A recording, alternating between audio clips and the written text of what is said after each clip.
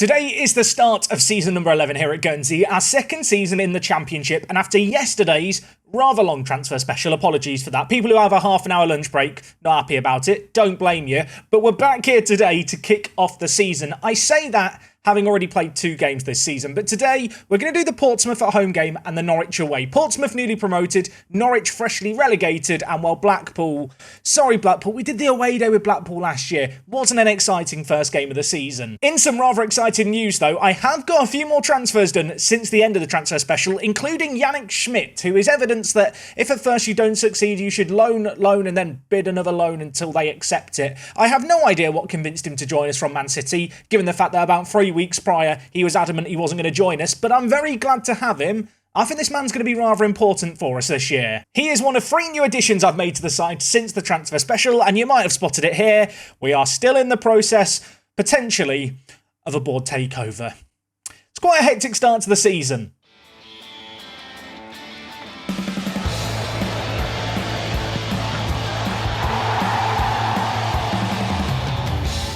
Hopefully you guys are doing absolutely amazing today. Welcome back. I've already said that, but welcome back again. I'm very excited for today because there's a lot going on, like I already said, and we've had a very good start to the season. 2 wins in 2, and you know what? Before we talk transfers, let's look at these games. So the first of these 2 matches was against Blackpool. This one was in the league. Kevan Williams on form yet again. Our top goal scorer last year got 3 assists in this game. 1 from that ball into Donald, and then 2 set pieces, 2 corner routines of sorts. The second was technically a free kick, but the game uses the corner routines because Football Manager's weird. Both times, back post, both times, Teixeira winning headers. Kevan Williams is our best corner taker in the team, but I didn't really give him a chance last year to take set pieces because I thought we needed him in the box. Had a bit of a rethink, worked wonders for us, and well, speaking of wonders, how about that for a goal by Hamilton? That was the best goal of the game, I'm going to be honest. But at 3-1, we still look comfortable, and as you can see here, 1 further goal. Walder in on loan from Man City, our new backup right back, putting it into Burstow, who opened up his account for the season. Commanding performance this one, really good to see Teixeira doing well. Last year, he got 2 goals all season. This year, 2 goals in the first league game of the year. I feel like we have to lean more into his set pieces. Last year, I didn't touch the set piecey stuff too much. Decided that if we want to make that next step up, we have to make use of this man, and make use of him, we most certainly are. Like I mentioned, in terms of corner takers, Kevan Williams is our best corner taker with 13 corner taking, but with his 17 jumping reach, last year I was just plonking him in the penalty area because I felt like we needed him there. Decided to rethink it, and well, 1 game sample feels pretty good as a change. The only other match we played was against Bristol City, this one in the Carabao Cup. Played a rotated team for this one, used it as a chance to give Goller and McKillop time as defensive midfielders. I need them to learn this position rather quickly.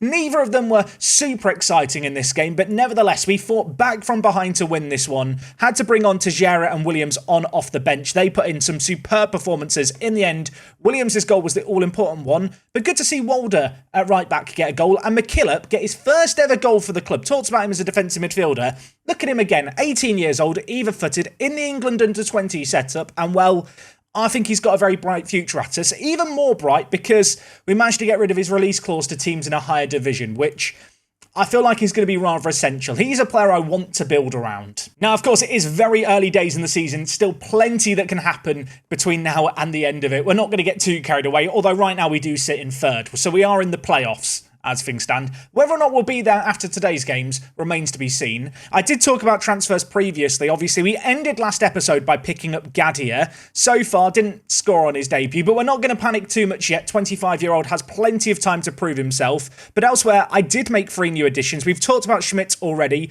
2 further players. The first, Nathan Fleming. A little bit of depth at centre-back. A player who'd been on my radar for a little while. Was one of kind of Larne's better players for a number of years. Of course, a few years ago, I managed Larne in Football Manager, so I do keep a closer eye on them. Of course, we've been eyeing up Darren Dixon for many a year. Still doesn't want to join us, sadly, but we got the next best thing, I think, in Fleming. He is a good little centre-back option, some depth, free transfer. Not too much more to say. And the other player we've signed, I'm very excited about, Anthony Deasy. Now, looking in at the star rating, you'd be right to be thinking, he's not great, Jack. Why are you excited about this guy with 2-star ability? The reason I'm excited is because stars are an absolute load of baloney. Here is Anthony compared to Abu Kamara, who of course was the 2nd top goal scorer in the team last year. Deasy has joined us on £2,000 a week in on loan from Sheffield United. Couldn't sign him permanently, sadly. You can see the head-to-head comparison here, but for whatever reason, when you look at the reports, our staff, or at least Leon Rossinia, thinks that DZ is worse. Is Rossinia my best staff member for doing these reports? I mean, the report just feels really, really far off. If I click on the development thing here, so in terms of judging ability and potential, yeah, Rossinia is our best coach. Yeah, that's a bit of a concern. Don't rely on star ratings. You use your own noggin, everyone. Here's an example of it for you guys at home. I love the look of this guy, though. 19 years old, coming in as a bit of a squad option, a plan B striker, cut from a very similar cloth to Gadia, I feel like. Two very similar strikers. The advanced forward who doesn't have the best ability in the air, but has a lot of pace and some pretty good physicals outside of the physicals. Does that make sense? Physical? He's not a target man. That's what I'm trying to say. In terms of departures out, just one to report on. Johnny Arnott has left us to join Crawley Town. We signed this man from Sudbury in the Southern League Premier South when we're in League 2 for £6,000. A few years later, hasn't ever really broken into the first team. We've sold him for £120,000. That could rise up to £165,000. He's not a bad centre-back, but he's just not good enough for us. And £100,000 is some very decent money. So we have a lot of transfer business done. Just a refresher on the finances. Just under £4 million in the overall balance. We've had the youth facilities improved recently. The training facilities are in the process of being improved. The new stadium's going to be finished in 2 years' time with a capacity of 15,000.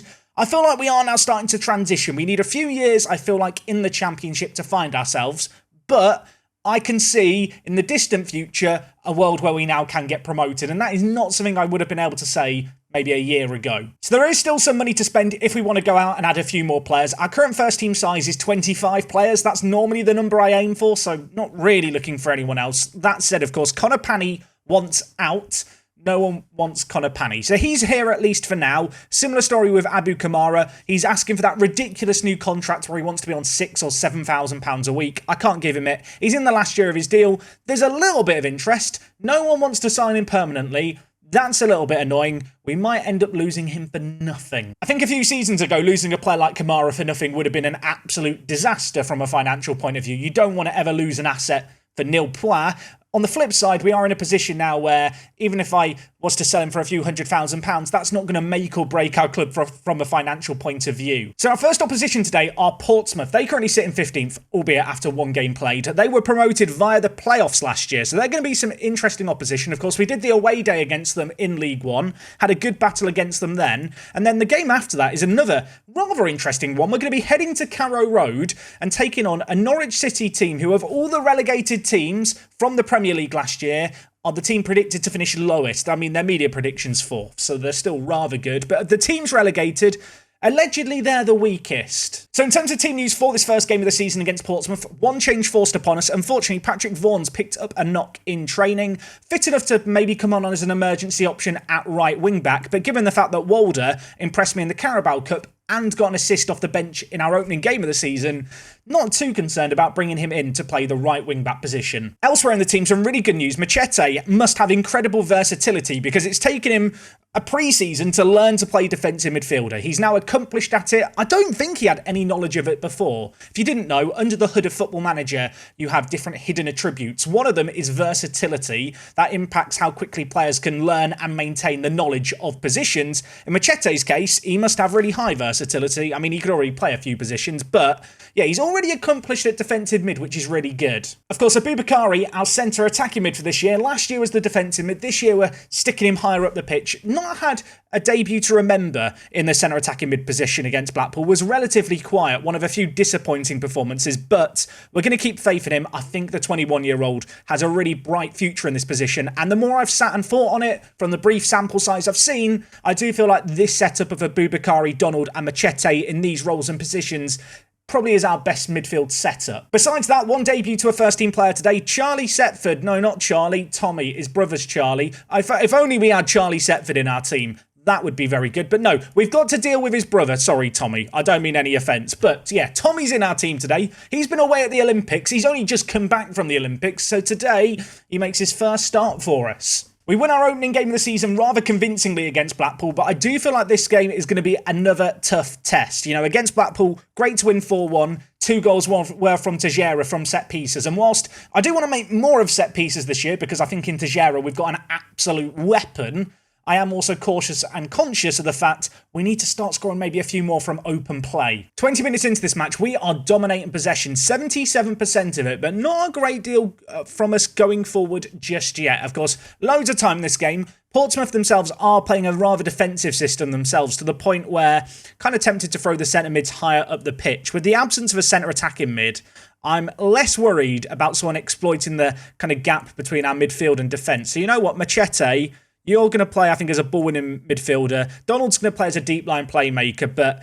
we're going to have them push just slightly higher up the pitch. Maybe that will just limit the ability for McCann and Cummings to contribute to Portsmouth going forward. Should also, of course, help us play out a little bit better from the back. Whilst I like our cautious play with the defensive mid starting deeper, it does kind of back us into a corner where if teams aren't pressing on us, we're not necessarily going to get the ball forward quickly. Anyway, we've got a chance here. Machete's going to whip it back post. Williams is there, and with his 17 jumping reach, you back him to win the header. Unfortunately, his heading on that occasion has let him down. First 2 games of the season, we've had 5 goals total in, well, each game. This one here, 0-0 at the break. Have I picked the wrong game to come back for? I am going to get a little bit shouty at the players. I'm also going to tell Machete to switch to a box-to-box midfielder. Donald's carrying a little bit of a knock. That is... it's somewhat of a concern, because when I look at Boubakari and Machete, we do lack a natural passer in the midfield. I know that we've got the likes of McKillop and Goller on the bench, but neither of them have particularly good passing. To be honest, I think Boubakari is probably our best fit here to come in and play as a deep line playmaker on support. Not terrible at this role, certainly not a natural fit. Donald did miss a couple of months at the end of last season with injury, so I really don't want to risk things here. You know what? McKillop has impressed me in his first few games at the club. He's either-footed. He's going to come in and play as our centre attacking mid in this second half. Brailsford with the throw in for Pompey. Playing out from the back, on my word, they've given the ball to Williams. He surely has to finish this, and of course, he has finished it. That is his second goal of the season. Really good finish for him, and that, my friends, is the perfect start to this half. Plenty of players slightly higher up the pitch here, but to be honest, I can praise us for our pressing all I want. That is just a calamity at the back. The finish at the end of it, though, from a difficult angle, not too shabby. Corner for us here. Williams is going to put it in. Teixeira's near post, and Teixeira, he's got his third goal of the season. He is an absolute weapon. With our corners this year, I've got it set so we have in-swingers to the back post and out-swingers to the near post. That feels like a winning combo. Okay, throw in on the near side here. McKillop with the ball. Going to lay it back, put into the middle. Walder's there, goes down in a heap. We've been given a penalty, and having done nothing in that first half, we have a chance to score our third goal inside 11 minutes. So Boubakari's over it. He's going to hammer it home. It's his first goal of the season. And from absolutely nowhere, it's suddenly 3-0. Weird observation here. Why have we got so many ginger fans on the near side? What, is this the ginger section? What is going on, Football Manager? To be honest, at 3 goals up here, I feel like this is a pretty good opportunity to bring in some players who I want to give game time to. Blaine Goller, I want you to learn to play defensive midfielder. So I'm just going to bring him in and play him as a defensive midfielder. We'll stick him on Segundo Volante. Elsewhere, I'm going to give Deasy some minutes because I'd like to build up a little bit of confidence with him. Gadia again having a disappointing game. Something to just maybe have on your radar. Elsewhere, is there anyone else who I'm desperate to bring on here? I would love to bring in Vaughan's, but because I know he's got an injury, I'm just going to leave him out for now. But triple change made, 3-0 up, maybe just a chance to rotate things around. Of course, if now Portsmouth get a goal back, I look like an idiot, don't I? I've got carried away early, decided that we're safe, and there's still plenty of football left to be played here. I would love to see Deasy get his first goal in on loan for us, although maybe I should be more concerned with us defensively here. I say that, Addons won the ball back. He's been running absolute rings around them, and that ball to Williams is sensational. Has a chance to get his second goal of the game, and I'll tell you what, the keeper has saved it really well. Right, corner. We've been working on these. Williams, it's going to be the near post to Teixeira, who's going to win the header. On this occasion, it goes just over. 20 minutes left of this game. We have dominated this. Portsmouth, 1 shot on target. Of course, as the home team against a newly promoted side, you'd like to think you'd win. When you look at the pre-season odds, Portsmouth are predicted to finish above us though, so this 3-0 result is certainly very, very impressive indeed. Look at the sea of green ratings. Everyone's playing happy, and well, we might have another chance here. Williams, look at the back post for Teixeira here. This is all part of the game plan. Teixeira's there. He's hit the woodwork, but I'll tell you what, he's only gone and got the rebound. He's got 4 goals now for the season. Williams with the ball in, only has 13 corner taking, but he's the best that we've got. Little bit of fortune about the way it hits the woodwork and falls to Teixeira, but I'm not going to complain. It's 4-0. Full time here, 4 goals up. I mean, given how slow I guess we were in that first half, the second half was a very, very big contrast. A great performance here. And now I'm starting to get a little bit excited. I'm starting to think maybe we've actually got something going on that's good here. Could we upset the apple cart? Well, potentially. We are top of the league as things stand. In fact, we're the only team to win our opening 2 games of the season. So it's a very competitive league, the Championship. Unfortunately for us, our next opposition are also very, very good. Norwich are unbeaten in their first 2 games of the season. Teixeira's got man of the match. I was angry at half-time. I mean, all of this stuff is true. Teixeira, I mean, he might just be the secret weapon. Am I going to struggle to keep this man around? Imagine if he gets 2 goals every game for the rest of the season. He's going to get, like, 92 goals. Okay, that's probably not going to happen. Up next in 7 days' time, we have got Norwich City away. This is going to be a real test. Portsmouth, Blackpool, 2 teams predicted to finish in the bottom half. The fact we've been able to dispatch of them convincingly is good. I think this game here is going to be the kind of game that determines, are we ready to mount a playoff challenge, or am I getting carried away? Should I really be refocusing on that mid-table, consistent kind of finish that I feel like we need for the next year or 2? Don't go anywhere. I'll see you for the away day in just a mo. I was originally intending on going straight to the away day, but a little bit of an update, which I feel like we probably should acknowledge. The chairman has rubbished the takeover talk, so at least for now, the chairman has decided he loves the club. There is no risk of a change in ownership here at Guernsey, which I don't necessarily know if is a good or a bad thing. I don't feel like many ownership changes change things too radically, unless, of course, you get a tycoon owner who just throws in a load of money. But what it does mean is that we're at no risk of getting a transfer embargo between now and the end of the transfer window in a few weeks. Would have been a little bit annoying if I couldn't make any signings, because if there's room to improve, I kind of want to try and improve, especially because, well, we've got money to spend still. So for today's away day, we are leaving Guernsey. We are heading all the way to Norfolk and the east of England to Norwich, which, I mean, you can see here, it's surrounded by absolutely nothing. This is an area in the world, this area here, that is just a black hole of football. By which I mean there's like a handful of teams based in Lincolnshire, Norfolk, and this part of the world. Anyway, we are heading to Carrow Road, which, as you can see here, is right on the river. And this is a stadium that I've been to, as I mentioned earlier, a few times. It's one of those older stadiums that has been built up over time, still retains a little bit of character. Delias and Yellows, those are the 2 bars. Of course, the owner, or, well, is she still owner? I think she's still chairperson. There's been some ownership stuff happening at Norwich in real life. But Delia Smith, you know, the chef? Yeah, she owns Delia's. I don't know if she cooks there herself. I imagine it's just her recipe. She's probably a bit busy for that on match days. Good news is, though, immediately, drone footage available. And you can kind of see this is one of those stadiums that has been built up over time. I'm going to firstly say, solid car park, but, and I know it's a bit quirky, not a fan of having the hotel. Like, hotel being attached to the stadium I can deal with. This is just a hotel that is built in the corner. Like, they are never going to be able to put any corner seating here at Carrow Road because they've built a hotel. I have just decided to come and survey the car park. I'm not sure about the way that these parking spots are marked out. I guess they're making the most of the space available. There's the Holiday Inn in the corner. That makes me feel unwell. Here is the South Stand, and here is, well, the signage. They've forgotten to colour in their logo. I mentioned Delia's earlier. Can we go in Delia's? Wait. Okay.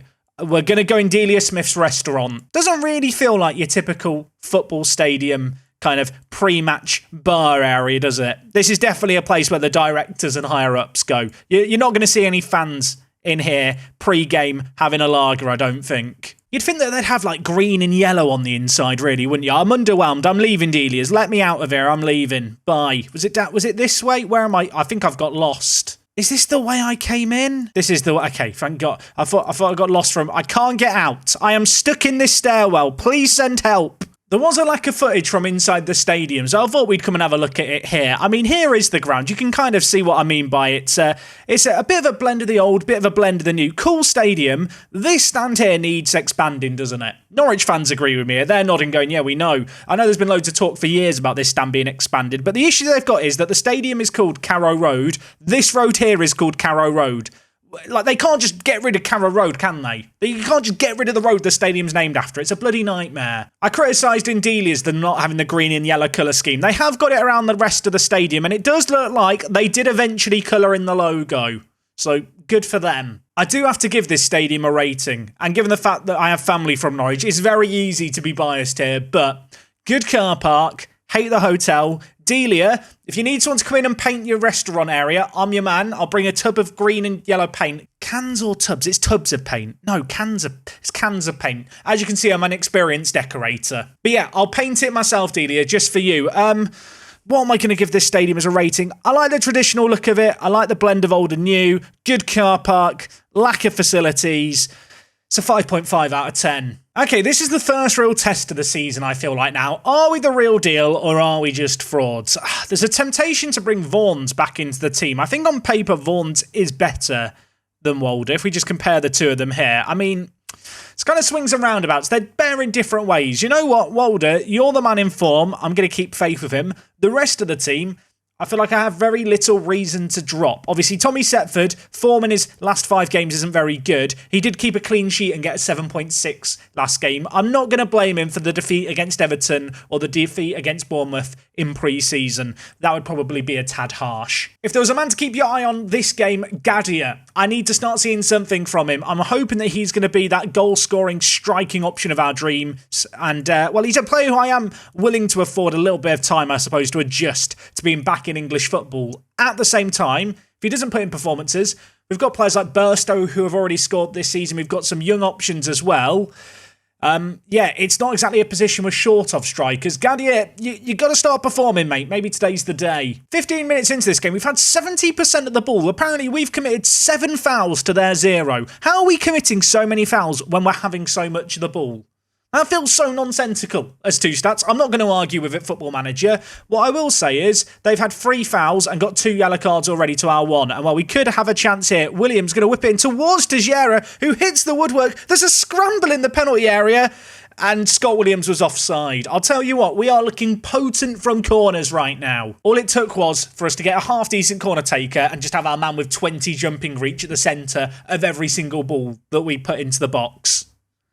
I say corners, I mean, they've got their own corner here. Corn's going to whip it in. We've headed it away from danger, but only as far as Phelan, who's going to keep this alive for Norwich. Plenty of men committed to the attack. They're on this near side, putting it in. Sek's there on his own. Setford spills it awfully, and Dembasek scores for Norwich City to make it 1-0. There's not been a ton of chances in this half, but I'll tell you what, they've taken the one that's come their way here, Norwich. Sek's initial header I thought might have been going over when Setford knocked it down straight back into his path.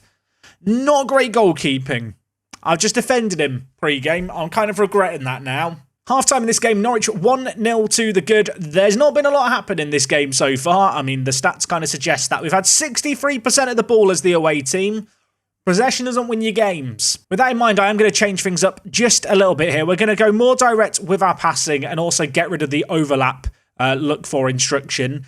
Elsewhere, in terms of in transition, I'm going to ask us to distribute it more quickly. And let's try and get it to the wing backs, I think, specifically quickly, if we can. Williams is already on a yellow card and is looking ill-disciplined. That's not really a risk I want to take. So Mason Burstow, come on down, mate. Got 1 goal off the bench against Blackpool on the opening day of the season. Going to get a 45-minute run out in this second half. With Williams coming off, it does mean that Donald's now going to be over corners. He's not as good, so we are losing a little bit of a weapon here, but I do feel like we have to maintain 11 men as best we can. We don't want to go down a man, and if Williams is looking in poor form, and given the fact he did get sent off last year, not taking any risks with him. 60 minutes played here. We are not creating nearly enough. I think I'm going to have to make the change that we made previously. I'm going to move Donald forward. I'm going to move Machete forward. He's going to play as a box-to-box midfielder. Don't love seeing 2 of our back 3 on centre, on yellow cards. I'm going to take off Williams. I'm actually going to bring in Vaughan's, I think, here to play at centre-back, which is a bit of an unconventional change. I'll hold up my hands and say it, especially with his marking and tackling.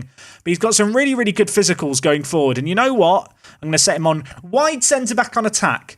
This might be the first time I'm playing with wide centre-backs all series. Corner here. It's another corner for them. This isn't what I want to see. We're meant to be the corner merchants. They've already scored from one that we didn't deal with. We've got another one here to try and deal with. Teixeira, great header away. It's now with Machete, who's going to lay it to Walder on the overlap. What can he do? In on loan from Man City. He's impressed massively early on. Goes back to Vaughan's. Machete caught in possession, but Vaughan's, fresh off the bench, is making runs. As that wide centre-back will run with the ball occasionally, plays it to Gadia. I've heaped pressure on him, and I'll tell you what, he's very nearly got his first goal of the season. It hits the post and bounces away to safety. Within minutes of making that change, we're on the front foot, we're having chances. We now have one here, although Schmidt, who is our free kick taker, isn't a very good free kick taker. So from that kind of range, not necessarily expecting a goal. And well, when you look at the stats, Norwich have been on top in this game, but we are starting to create a little bit more, and we might be able to create a little bit more here. Donald pulling the strings from deep, ball forward, Aboubakari's through, Aboubakari scores. He scored from the penalty spot in our last league game. On this occasion, the shadow striker with his 13 finishing on full display. Vaughan's won the header, Machete just laid it inside, and Donald had so much time and kind of space, and then well, from there Aboubakari makes the run, no one follows him, and it's a great little finish. I feel like right now, and I don't want to speak out of turn as there's a kickoff highlight, but we are going toe to toe against this Norwich team that were relegated last year. We are causing them serious issues, and I'll tell you what, Mason Burstow's won the ball there. He has then lost it immediately, and it's back with Norwich in possession. They're looking to go forward. Donald, Ferguson with the ball for them. They are battling away. It's to and fro. Ferguson through for Norwich. Hits it. Setford, not the most convincing a goalkeeper, but I suppose it's away from danger. Norwich with another corner. They've looked fairly threatening from these, so we've got to remain vigilant. It's going to be whipped in. Aboubakari on that near post, heading it away though. What we want to see. Korn tries to get it in. Gadia doing a defensive shift, but not the best of clearances. Still with Korn here. Walder battling away at right wing back for us. Ball does find its way into the box and it's cleared away. And then a penalty's given. What was it for? I don't know what's just happened. Norwich have a penalty. What did I miss something? I mean, I'm looking at Rigby and his hip thrusts, hoping he can stop it. He can't. We were in the lead. Well, not in the lead. We were back level for a matter of moments. It felt like we're in the league. A draw here would feel like a win. And then I don't know what Schmidt did. Was it a handball? Was it a push? Answers on a postcard. Okay, I am going to change things up, I think, further here. I'm going to take off Gadia. He's not impressed me. Deezy's going to come in. I'm going to bring in McKillop as well, I think, for Machete. Just get some fresh legs into the midfield. 15 minutes left, and just as we looked like we were getting back into the game, just as we looked like we were kind of in the ascendancy and causing them issues, gift them a penalty, and we're back a goal down, and we're back now on the back foot again. Ball played in, Harris slots it away. Oh, it was a fun 5 minutes when it was all even again. Naturally, as we deviate away from our game plan, as we throw men further up the pitch, we are going to leave ourselves open at the back, but, I mean, the mark in there was very disappointing. Not really what you want to see there from Adam at left back. It's 3-1 Norwich, and sadly, I think this game is probably now beyond our reach. I mean, if we get one goal back, maybe I'll start to dream, but until then, it feels like a mountain to climb. McKillop's going to play the ball forward towards DC, who's come on off the bench, not really offered us much yet, although maybe that's a harsh criticism on him. You know the Gordon Ramsay meme when he's like, Gordon Ramsay with children and Gordon Ramsay with adults. With Gadia, I'm there going, oh dear, gorgeous, it'll be okay. DZ, he's a donkey. I've not got patience for him in the same way. 2 minutes of added time. Norwich on the attack again. I mean, this game is gone, isn't it? Vaughan's has headed it away initially. Can Burstow get there? He can't quite. Norwich is keeping us penned back here. Deegan plays it in. It's 4-1. It doesn't reflect how this game's gone. It's offside. I'm still annoyed. Full time in this game here, 3-1 Norwich. You know what? Going into this season, I would have bitten your hand off for this kind of defeat against a team relegated last year. We went toe-to-toe with them. We definitely caused them issues. Naturally, when we did push the centre mids forward, we left ourselves a little bit more exposed at the back. A penalty offered them a way to take the lead again, just as it looked like we might be causing them issues. And, well, unfortunately for us, we succumbed to our first defeat of the season.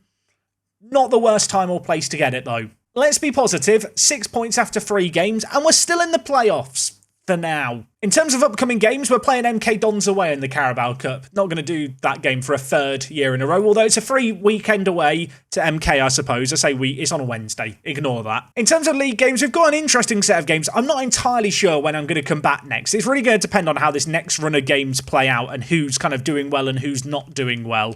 I'm scrolling through these teams. No one's really jumping out at me. We'll come back whenever. No matter what happens this season, I do have a sneaking suspicion Teixeira's going to be at the centre of it. If he can keep being as threatening from set pieces as he has been in the first few games, we're on to a winner. Of course, I am still nervous about his injury proneness. It still looms over us like a cloud. If he was to get injured, we kind of lose that whole set piece weapon that we've been using quite a lot this year already. If you have enjoyed today's episode, please do make sure to drop a like on it. We will be back very, very soon with more Park to Prem action. Between now and then, the transfer window closes. Will there be new signings? You'll have to come back next time to find out. Until then, take it easy. It's me, Jack, and I'll see you on the next one. I'm out.